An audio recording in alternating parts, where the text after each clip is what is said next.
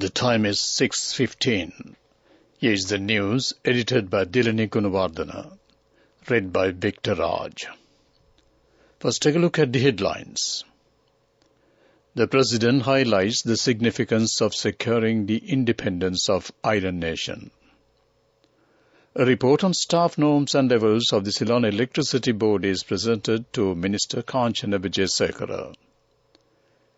MP Ranjit Bandar says that the government intends to make the port city a multi-purpose hub. 50 super luxury buses that have been out of operation will return to transport service. Minister Ranjit Simbalapiriya says that the local debt optimization process will have no impact on the ETF or EPF.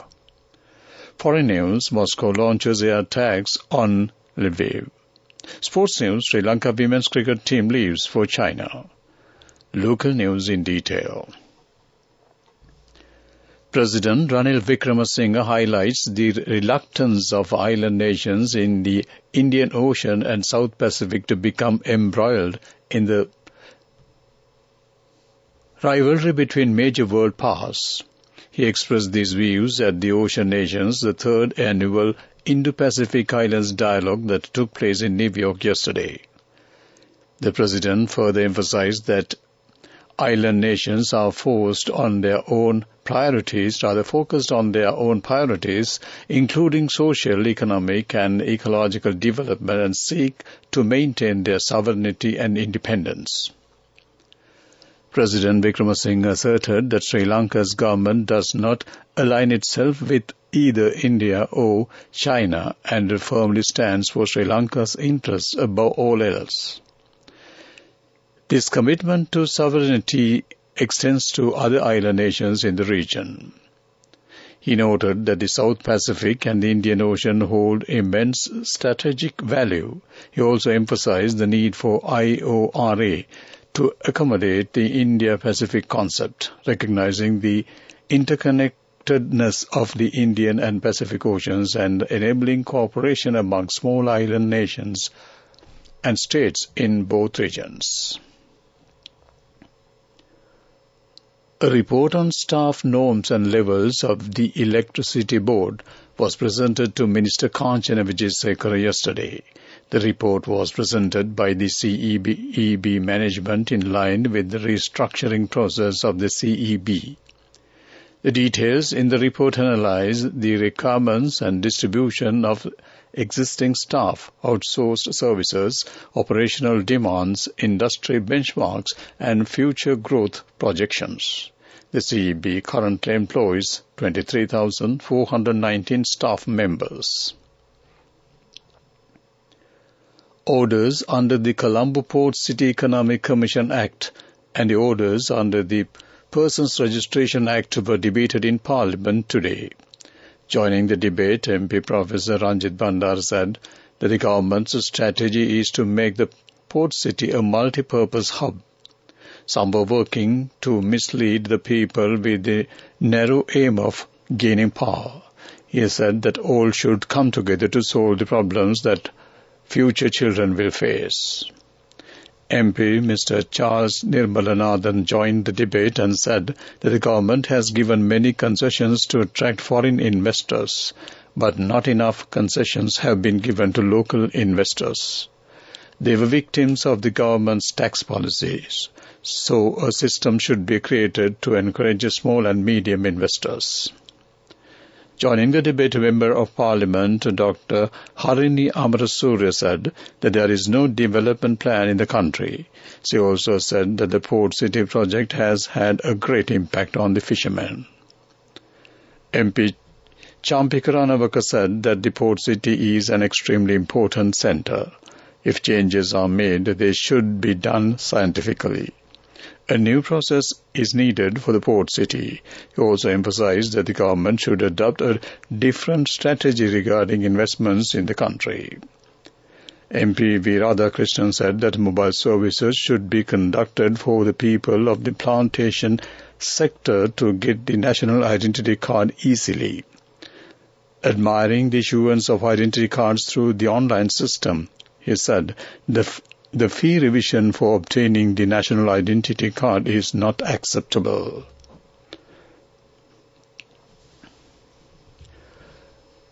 Minister Dr. Bandula Gunawardena says that 50 super luxury buses that have been out of operation will be added to the transport service in near future.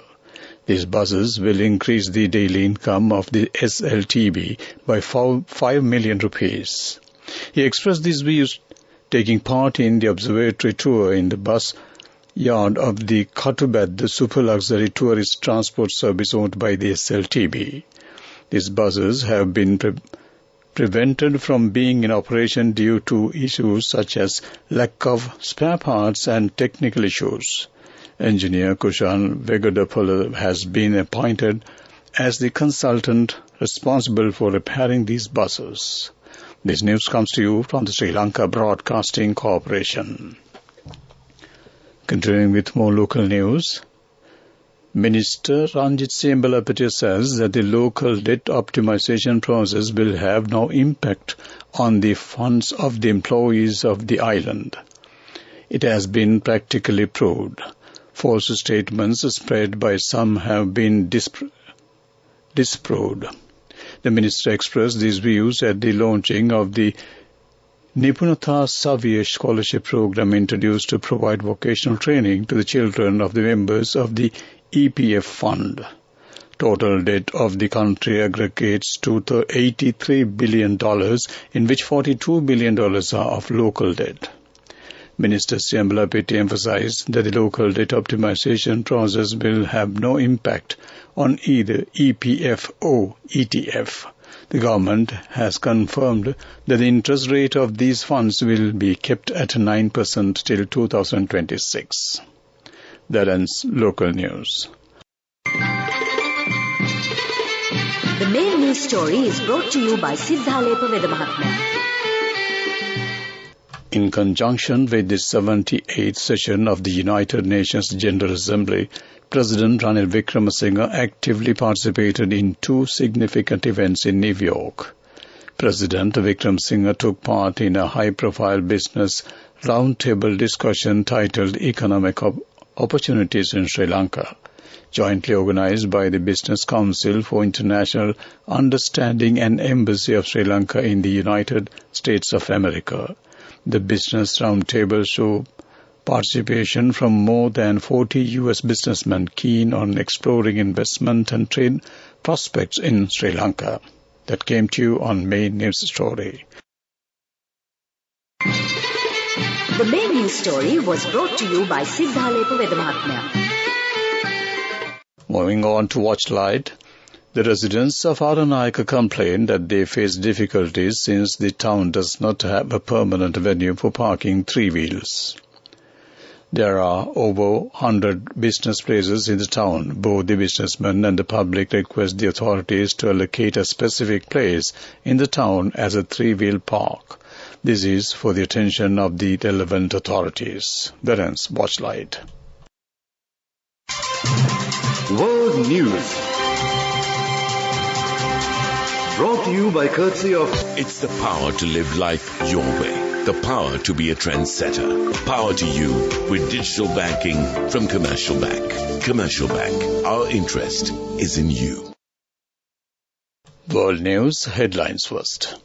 Moscow launches air attack on Lviv. India expels a senior Canadian diplomat as Sikh murder row escalates.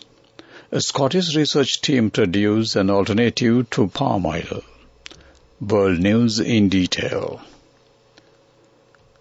Local officials say that the western Ukrainian city of Lviv has rocked by early morning explosions as air defense system engage in stopping waves of Russian air attacks.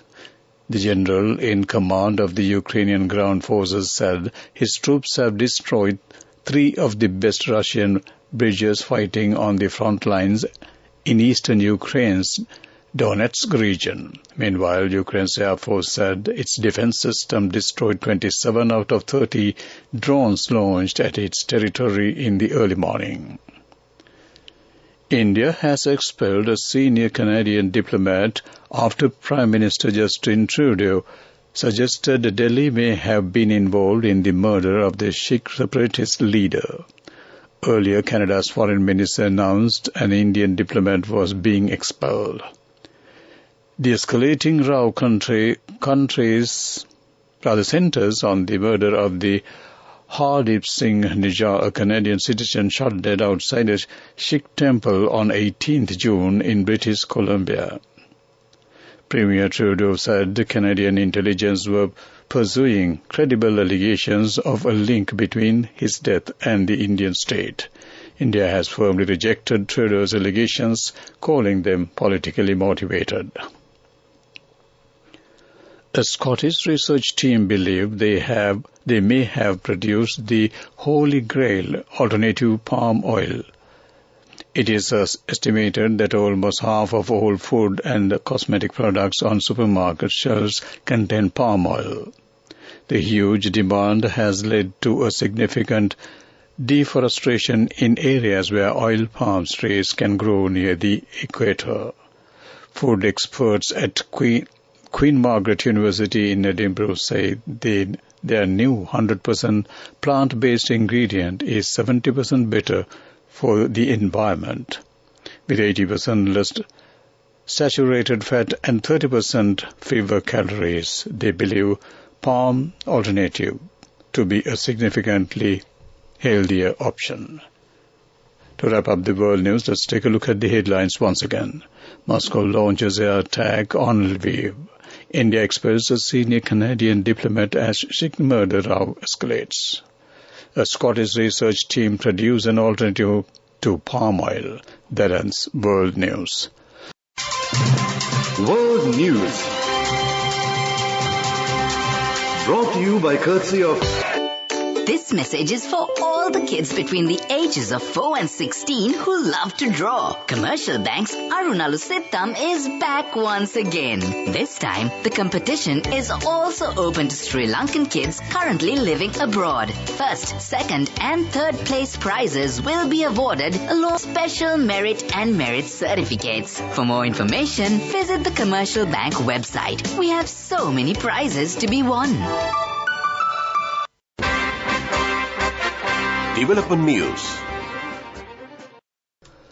Emirates, one of the two flag carriers of the United Arab Emirates, and Sri Lankan Airlines have signed a reciprocal interlining agreement to boost connectivity for passengers of both airlines. The partnership will enable access to new points on each other's networks via Colombo and Dubai, utilizing a single ticket and enjoying the convenience of the baggage transfers. Accordingly, the tickets are now on sale for travel effective immediately as the interline partnership unlocked 15 regional destinations operated by Sri Lanka Airlines via Colombo for Emirates passengers to choose from. That ends Development News. Moving on to sports news, the Sri Lanka women's cricket team will leave for China tonight in order to take part in the Asian Games. Coached by the former Test cricketer Ramesh Ratnayaka, the team is headed by Chamari Athapattu. That ends the sports news. Go ekak thiyana youth eකට life එකේ change එකට නියමෙට set වෙන්න ඇස් වහගෙන දැකපු වීන හැබැ කරන්න youth එකට නියමෙට set වෙන්න friendship එක මෙන්න. The all-new NSB Ithru Mithru account. NSB IM, a plan for your dream. Business News.